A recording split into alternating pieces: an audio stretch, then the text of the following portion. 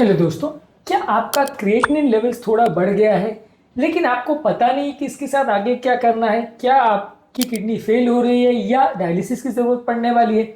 एक blood test तो हो गया है लेकिन आपको ब्लड टेस्ट के रिजल्ट्स को कैसे इंटरप्रेट करना है ये नहीं पता चल रहा है, कैसे से मैनेज करना है और कैसे इस क्रिएटिनिन लेवल को आगे बढ़ने से रोकें ये नहीं पता चल रहा है। तो आज हम बात करेंगे कि थोड़ा सा क्रिएटिनिन लेवल एलिवेटेड आपकी ब्लड रिपोर्ट्स में आ रहा है तो क्या इसका मतलब है, कैसे इस रिपोर्ट को इंटरप्रेट करें और क्या कर सकते हैं कि किडनी फेलियर फर्दर ना बढ़े, ये जानने का प्रयास करेंगे। टॉपिक पे जाने से पहले जो लोग हमारे चैनल पर नए हैं मैं रिक्वेस्ट करूंगा कि चैनल को सब्सक्राइब करें, क्योंकि इस तरह का हेल्दी और यूजफुल कंटेंट हम आपके लिए लाते रहते हैं। हमारा मकसद है आपको हेल्दी बनाना।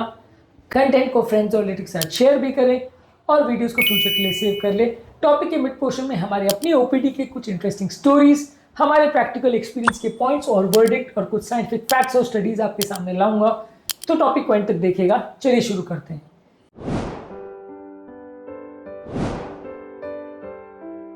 क्या आपने किडनी फंक्शन के लिए अपना कभी टेस्ट करवाया है? क्या क्रिएटिनिन वैल्यूज आपको याद है? कमेंट सेक्शन में लिखकर हमें जरूर बताएं। माइल्डली एलिवेटेड क्रिएटिनिन यानी 1.2 1.3 के वैल्यूज आ जाते हैं तो हमेशा इसका मतलब ये नहीं होता है कि किडनी फेलियर हो गई है। क्रिएटिनिन बेसिकली बॉडी का वेस्ट प्रोडक्ट है जो कि अगर किडनी सही तरह से काम करती है तो वो बॉडी में इकट्ठा नहीं होता है, लेकिन जैसे जैसे किडनी पर पड़ने वाला स्ट्रेस बढ़ते चला जाता है बॉडी में क्रिएटिनिन लेवल्स बढ़ने लगते हैं। थोड़ा सा अगर बढ़ जाए तो वो किडनी फेलियर हो जरूरी नहीं है, लेकिन आपको इसको इग्नोर भी नहीं करना चाहिए। अगर ये धीरे धीरे करके बढ़ता चला जाता है तो किडनी फेलियर में बॉडी जा सकती है। यानी अगर थोड़ा बहुत एलिवेटेड हो रहा है और वो अपने आप ठीक हो जाते हैं तो उतना स्ट्रेस का इशू नहीं है, लेकिन अगर वो बढ़ना कंट्रोल नहीं हो रहा है और बढ़ता चला जा रहा है तो डेफिनेटली टेंशन का इशू हो सकता है। माइल्ड जो एलिवेशन होता है वो कई बार छोटी मोटी चीजें जैसे कि डिहाइड्रेशन, बहुत ज्यादा प्रोटीन लेने से, बहुत ज्यादा एक्सरसाइज करने से, रीसेंट किसी बीमारी की वजह से या कई बार गलत रिपोर्ट की वजह से भी हो सकता है। तो इसलिए हर क्रिएटिनिन जिसकी वैल्यू 1.3 1.4 1.5 ऐसी है तो सबके लिए टेंशन लेने की जरूरत नहीं है। पूरी तरह से इग्नोर भी करें ऐसा नहीं कह रहा हूँ, लेकिन यह है कि इसको थोड़ा ध्यानपूर्वक देखना चाहिए और इसका बिल्कुल ये मतलब नहीं है कि हर व्यक्ति की किडनी फेल हो गई है। कई इसके ऐसे कारण भी हो सकते हैं जो नॉर्मल किडनी वाले पेशेंट में भी क्रिएटिनिन वैल्यूज को थोड़ा बढ़ा सकते हैं। जर्नल ऑफ क्लिनिकल मेडिसिन में 2020 में एक आर्टिकल पब्लिश हुआ था जिसने बताया था कि हेल्दी एडल्ट्स में भी नॉर्मल किडनी फंक्शन के साथ भी डिहाइड्रेशन के साथ थोड़ा क्रिएटिनिन लेवल बढ़ सकता है। क्रिएटिनिन बेसिकली एक स्मोक जैसा है। स्मोक आने का मतलब ये नहीं है कि आग लग गई, लेकिन हाँ स्मोक आने का ये मतलब है कि शायद कुछ गड़बड़ हो सकती है। इसमें पैनिक करने की जरूरत नहीं है, पर कुछ काम करना पड़ेगा ये देखने के लिए कि धुआं का कारण क्या है। सेम क्रिएटिनिन हमेशा किडनी की हेल्थ का एक्यूरेट मार्कर नहीं होता है। मसल मास के हिसाब से, उम्र के हिसाब से और जेंडर के हिसाब से इसमें वेरिएशन देखने को मिल सकते हैं। New England journal of medicine में 1999 में आर्टिकल पब्लिश हुआ था जहां बताया गया था कि नॉर्मल किडनी फंक्शन के बावजूद भी क्रिएटिनिन लेवल्स थोड़ा बहुत एलिवेट हो सकता है। ईजीएफआर वैल्यू थोड़ा बेटर मार्कर होता है बताने के लिए कि क्रिएटिनिन वैल्यू सही है कि नहीं और किडनी फंक्शन सही है कि नहीं। रिसेंटली 38 ईयर ओल्ड जिम जाने वाले व्यक्ति हमारे पास आए थे जिनका क्रिएटिनिन लेवल थोड़ा सा ज्यादा था, 1.5 था उनका। ईजीएफआर वैल्यूज उनकी नॉर्मल थी, 98 ml पर मिनट था। यूरिन में कोई प्रोटीन नहीं था, सारी चीजें नॉर्मल थी। ज्यादा मसल मास और ज्यादा प्रोटीन की वजह से, थोड़ा डिहाइड्रेशन की वजह से शायद क्रिएटिनिन बढ़ा था, तो उसको इग्नोर करने से काम चल सकता है, बस शर्त ये कि फॉलो करना पड़ेगा। यानी कि हर बढ़ने वाला क्रिएटिनिन किडनी डिजीज हो जरूरी नहीं है। किस कंटेक्स्ट में क्रिएटिनिन बढ़ा इस पर ध्यान देना जरूरी है। इसके अलावा जब क्रिएटिनिन लेवल परसिस्टेंट रहता है, बार बार रिपीट टेस्ट में भी आता है और साथ में अगर ईजीएफआर वैल्यू ज्यादा है तो डेफिनेटली ये किडनी डिजीज का मार्कर हो सकता है। यानी ईजीएफआर वैल्यू अगर 60 to 89 के बीच में अगर आ रही है तो वो स्टेज 2 किडनी डिजीज का मार्कर हो सकता है। 56 ईयर ओल्ड पेशेंट हमारे पास आए थे जिनका क्रिएटिनिन वैल्यू बार बार 1.4 आ रहा था, ईजीएफआर वैल्यू 64 था, यूरिन में माइल्ड प्रोटीन था। तो ये बेसिकली लॉन्ग स्टैंडिंग किडनी, ऐसे केस में हमको ब्लड प्रेशर या दूसरे कारणों की वजह से जो किडनी डैमेज हुई थी उस पर वर्क हमने किया तो इसमें इंप्रूवमेंट आया। यानी कि ये अर्ली क्रिएटिनिन का मार्कर था। ये दो केसेस से आप ये कंपेयर कर सकते हो कि एक का क्रिएटिनिन 1.5 था, एक का 1.4 था, एक को डिजीज थी, एक को नहीं थी। तो यानी हर व्यक्ति जिसका क्रिएटिनिन 1.5 हो सबको बीमारी हो जरूरी नहीं है। आपको देखना पड़ेगा कि आपके केस में वो मार्कर है या नहीं और कितनी बार बार वैसा वैल्यू आ रहा है कि नहीं आ रहा है। इसके अलावा urine protein, blood pressure, diabetes, ये सारी चीजें इंपॉर्टेंट रोल प्ले करती है। सिर्फ क्रिएटिनिन वैल्यूज ही अपने आप में एक इंपॉर्टेंट मार्कर नहीं है, बहुत सारी चीजों पर ध्यान देना पड़ता है। American journal of kidney disease में 2012 में एक आर्टिकल पब्लिश हुआ था जिसमें बताया था कि यूरिन में अगर प्रोटीन आ रहा है तो ये स्ट्रॉन्गर मार्कर है बताने के लिए कि किडनी डैमेज हो रही है सिर्फ क्रिएटिनिन के कंपैरिजन में। बेसिकली किडनी एक वाटर फिल्टर के जैसा है और अगर क्रिएटिनिन बढ़ रहा है तो ये शो करता है कि बॉडी में टॉक्सिन बढ़ सकता है। यूरिन में अगर प्रोटीन आ रहा है तो ये इंडिकेट करेगा कि वो फिल्टर का मैश खराब हो गया, यानी वो ज्यादा सीरियस इशू हो सकता है। कॉन्ट्रास्ट डाइज, पेन किलर और कुछ एंटीबायोटिक दवाओं की वजह से भी कई बार क्रिएटिनिन का एलिवेशन हो सकता है।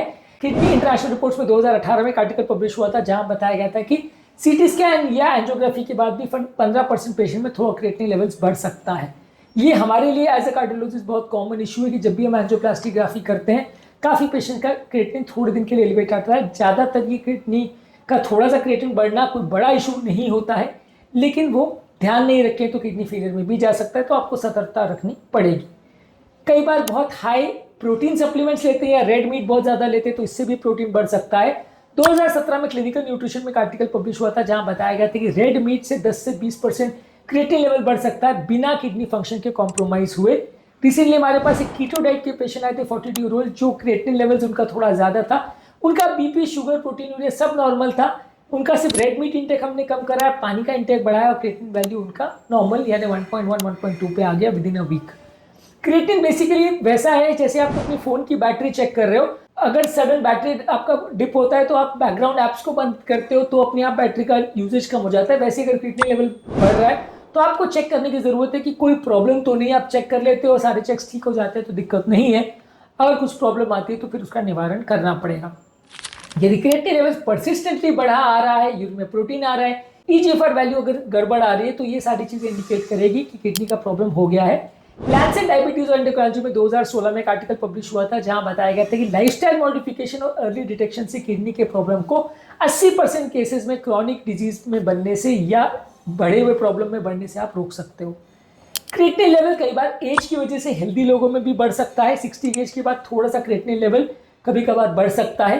हाई ब्लड प्रेशर और अनकंट्रोल डायबिटीज दो इंपॉर्टेंट कारण है जिसके कारण से क्रिएटिनिन बढ़ सकता है। अगर किसी व्यक्ति में ये दोनों रिस्क फैक्टर्स हैं तो ज्यादा ध्यान देना पड़ेगा।